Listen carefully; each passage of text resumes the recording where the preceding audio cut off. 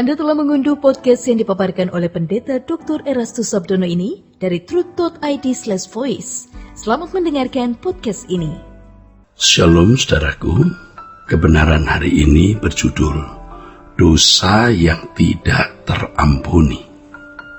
Dalam Matius pasal 12 ayat 31 tertulis, "Sebab itu aku berkata kepadamu, segala dosa dan hujat manusia akan diampuni, tetapi hujat terhadap Roh Kudus tidak akan diampuni." Secara tersirat dikesankan bahwa ada dosa yang tidak dapat diampuni, yakni menghujat Roh Kudus. Muncul pertanyaan, kalau Allah Maha Kasih, mengapa Ia bisa tidak mengampuni dosa yang satu ini? Sebagian orang yang ingin menyangkal keberadaan Allah menyimpulkan bahwa Allah tidak konsisten pada dirinya sendiri. Padahal Ia Maha Kasih, namun Ia tidak dapat mengampuni kesalahan yang satu ini. Nah, apakah hal ini benar? Bagaimana kita menanggapinya? Saudaraku, sesungguhnya kita tidak perlu dan memang tidak boleh meragukan Allah dalam hakikatnya yang sempurna. Artinya adapun penyebab dari tidak dapat diampuninya dosa menghujat Roh Kudus bukan terletak pada diri Allah, namun pada diri manusia. Nah, sebelum membahas lebih lanjut, kita harus memahami terlebih dahulu apa itu dosa menghujat Roh Kudus. Menghujat Roh Kudus tidak boleh dipahami sekadar suatu tindakan melontarkan kata-kata yang tidak pantas terhadap pribadi dan karya Roh Kudus. Menghujat Roh Kudus adalah satu stadium atau level di mana orang sudah memiliki keadaan nurani yang gelap, sehingga tidak mau menyelesaikan dosa atau kesalahannya. Contoh dari orang yang menghujat Roh Kudus seperti yang dikisahkan dalam Alkitab adalah oknum orang Farisi dan ahli Taurat yang menuduh kuasa Yesus dalam menyembuhkan orang sakit berasal dari Beelzebul atau penghulu kuasa gelap. Sesungguhnya, saudaraku, ini adalah cerminan dari nurani yang sangat gelap, di mana mereka melihat suatu hal yang sangat baik menjadi sangat buruk. Dapat dibayangkan betapa bahagianya banyak orang melihat ada yang disembuhkan dari penyakitnya secara bertahun-tahun, tetapi para ahli Taurat dan orang Farisi tersebut malah mencoba untuk melihat peristiwa tersebut dari sisi yang berlawanan, karena mereka tidak suka tersaingi. Mereka sesungguhnya tidak berfokus pada penyelamatan manusia, tetapi sibuk dengan agenda pribadinya. Sehingga ketika Tuhan melawat mereka dan berada di depan mata mereka, mereka tetap tidak mampu menghayati kehadiran Tuhan. Hal ini terjadi karena nurani mereka yang sudah gelap dan dibutakan oleh ambisi untuk dihormati. Saudaraku, terdapat kebenaran mahal terkait perihal menghujat Roh Kudus ini. Tidak secara instan seseorang bisa mencapai nurani yang gelap. Ada proses dan waktu memilih yang panjang sampai seseorang berada di titik tidak kembali. Point of no return.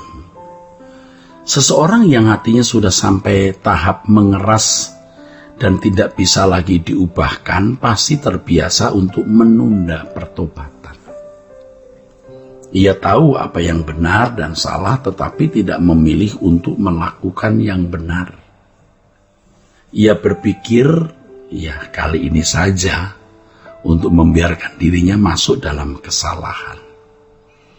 Ditambah lagi ia berpikir bahwa dirinya masih manusia yang lemah dan penuh kesalahan. Sehingga dalam benaknya ia memaklumi diri secara berlebihan. Saudaraku, makin hari nurani orang semakin tidak peka terhadap suara dan tuntunan Roh Kudus.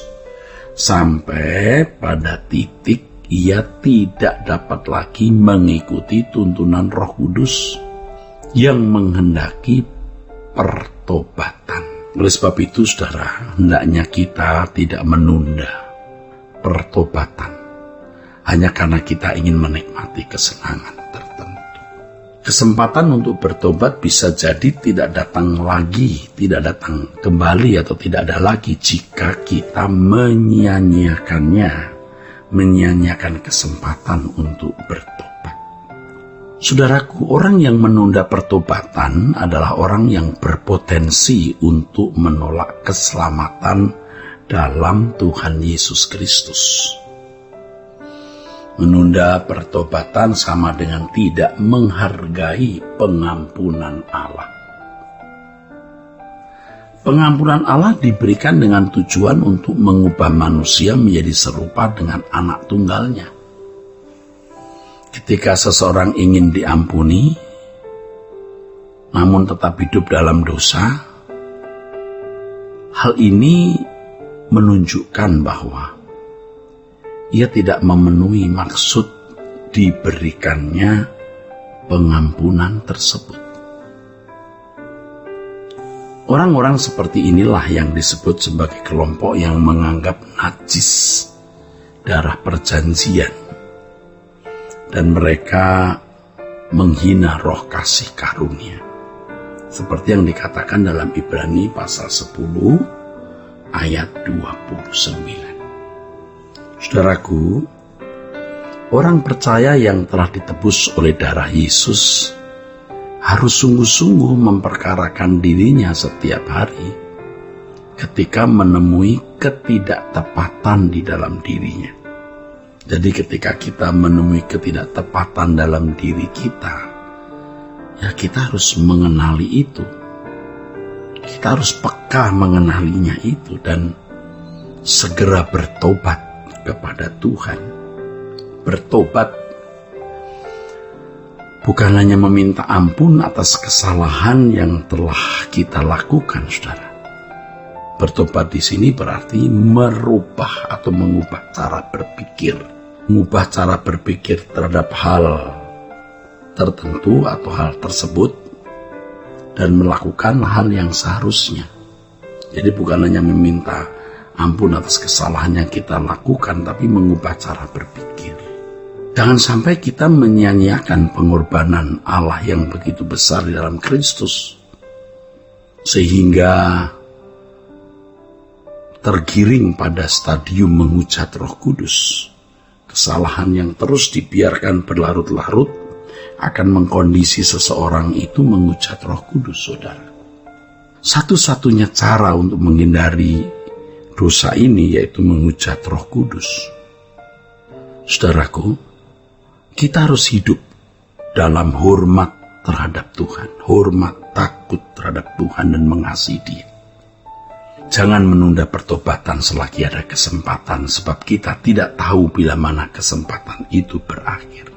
Jadi menghujat Roh Kudus adalah satu stadium atau level di mana orang sudah memiliki keadaan nurani yang gelap sehingga tidak mau menyelesaikan dosa atau kesalahan.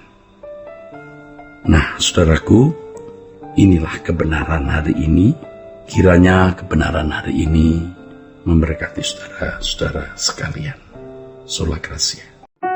Untuk berlangganan renungan harian dalam bentuk cetak, silakan hubungi Truth Literatur di nomor telepon 0878 7870 7000. Untuk mendapatkan CD khotbah, MP3 renungan Truth, dan CD album lagu produksi Sola Gracia, Anda dapat menghubungi di hari dan jam kerja di nomor telepon 021 638 60953. Tuhan Yesus memberkati.